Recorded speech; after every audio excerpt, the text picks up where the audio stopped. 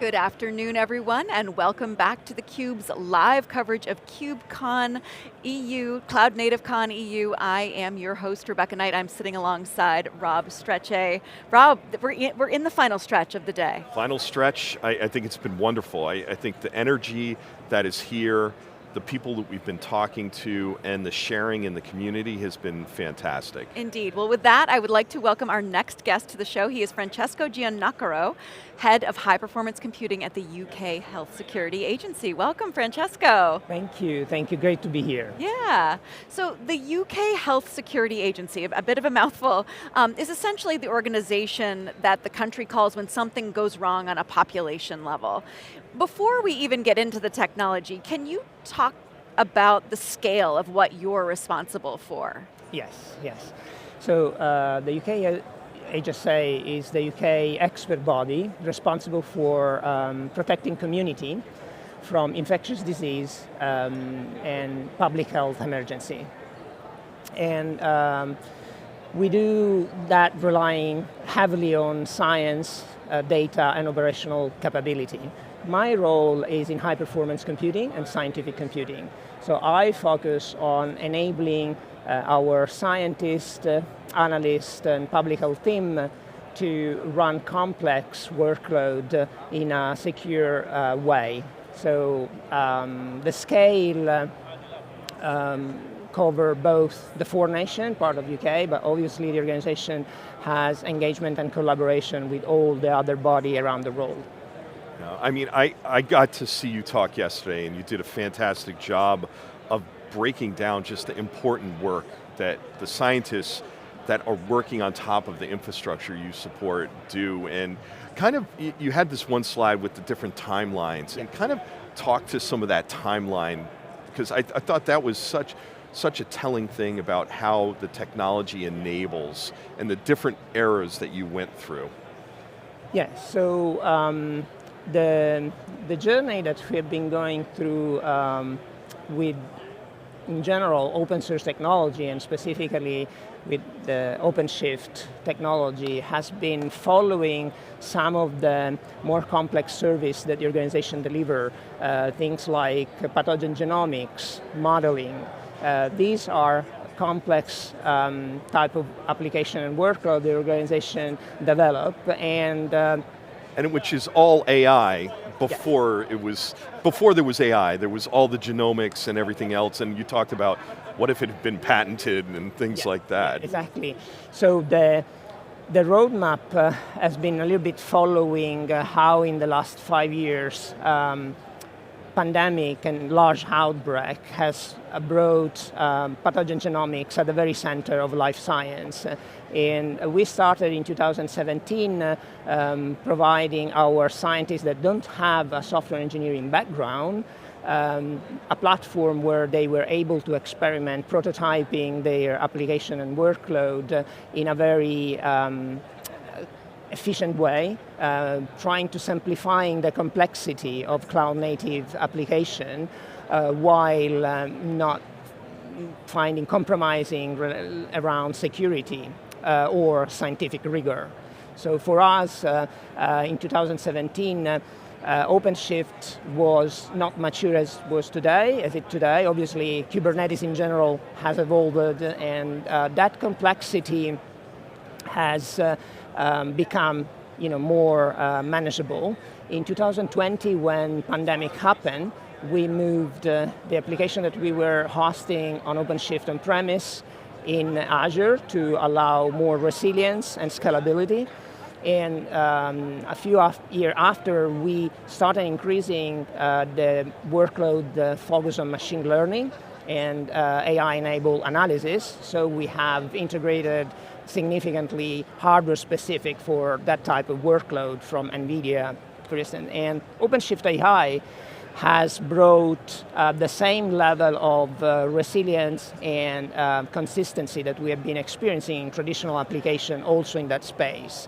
So in one way, we've been relying on a library of container images that are constantly analyzed for security patch, and that give us that comfort that we use baseline that is already coming from a trusted source. And equally on the space of artificial intelligence, the aim is to give our scientists a way to assess, evaluate those open models that are constantly evolving with that trust that are already went through an assessment of trusted company like OpenShift, Red Hat, or NVIDIA. So how revolutionary was it for these scientists, these public health scientists, to be empowered in this way that you're describing by allowing them to as you say, see that these models as they're evolving in real time, and be working on really important issues like pandemics? Yeah. So I think the evolution has been. So the challenge, I would say, of that journey has been providing, again, our scientists that their background is epidemiologists, biologists, bioinformaticians, an environment where the complexity, again, related to auto-scaling, for instance, or to have pipeline, they automatically self-deploy patch container image. That is the aspect that was for us the most challenging one. So again, simplifying complexity and innovation. And I think the community around Kubernetes and OpenShift has been, in the last few years, looked more and more closely to the scientific community than the traditional software engineering community. I feel that way, at least that is how I perceived. Yeah, I mean, I think it is, and I think you're right, and I think a lot of people, I think there's more organizations like you and trying to make it transparent, the infrastructure transparent to that end user so that they can go and do their work and do the hard work that they already, without having to worry about the pipelines and connecting it all, or how do I change models. So do you work with those to make sure you're almost like, they're your customer, I would assume, and that's the approach that you take? Yeah, and obviously the other challenge are around giving our scientists an environment that allow them to experiment in confidence, and ensuring that our information that are often including sensitive data are operated in a very confidential way. And then giving those prototypes maybe the ability to scale on large environments that cloud and hyperscaler offer. So that portability of hybrid multi-cloud platform that is consistent both on-premise and on cloud has also been a big plus for our scientists. The focus and attention on security and confidentiality is very important for the organization because, as I say, data often include patient-sensitive data. So in this space, I think the technology landscape has been maturing and has had, in addition to encryption at rest and in transit that has been already available for many years, more recently we have been looking, the technology community has been looking to encrypt data in use. And this is one of the areas that is coming and maturing currently, and is one of the areas that we are looking to implement and adopt. So a lot of government and healthcare organizations talk about hybrid cloud, as you said, but they struggle to make it this one coherent system. What has made the difference for the UK Health Security Agency, would you say? So UK Health Security Agency is an organization that has been formed during pandemic, merging three existing government bodies, Public Health England, the Joint Biosecurity Centre, and NHS Test and Trace. The latter two, were created during pandemic and were established completely on cloud, where Public Health England was created over 10 years on site, where we have our laboratories.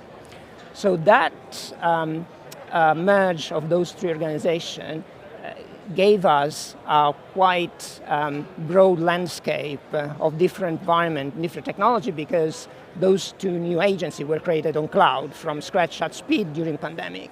So having a platform that standardized the way our scientists operate has been essential. And with flexibility often comes more complexity. And that is the space and the area where I feel the community has been working hard in simplifying that complexity. Yeah, because I think to that whole question in your answer, I think what's really neat about what you do is because there's a lot of physical stuff that actually has to happen. You have samples, you have machinery that's pumping out terabytes of data per run and things like that. And I know in the pharma space and other spaces, I mean, you could end up with 100 terabytes in one day of data. How has just been able to, I think your job is extremely difficult because you have to deal with not only the physical IT assets, but physical other things that may not be connected very well or have gotten connected better over the last few years, but really you need to have these workflows that allow them to work where they need to. How much of you and your team is spent around, hey, we can help automate how they, if they go here, almost, maybe not self-service, but getting them closer so it's easy for you? Yeah, you're absolutely correct. Especially in genomics, the amount of data that are generated in labs is in order of several hundred of gigabytes, often terabyte in a day. And the ability to analyze quickly those volume of information has traditionally been very constrained into very complicated environment. Traditional high-performance computing is definitely not an environment where scientists are immediately able to work on because the interface in those environments are command line only and really have a very deep learning curve. Kubernetes has over time, as I say at the beginning, worked, I think, more closely with the scientific community, trying to look at those challenges, trying to simplify how it's possible to scale and distribute complex workload in environment that often on-premise are data intensive, and some other time for modeling are just compute intensive. So the scheduling and the ability of covering different type of requirements is something that has been making a difference in Kubernetes today.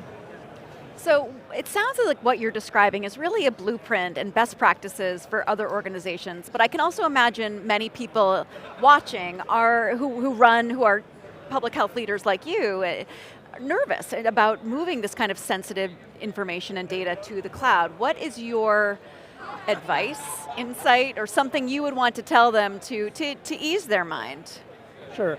I think this is a space where today you have much more trust compared with a few years ago, and is building those safe and secure environment is becoming relatively easily.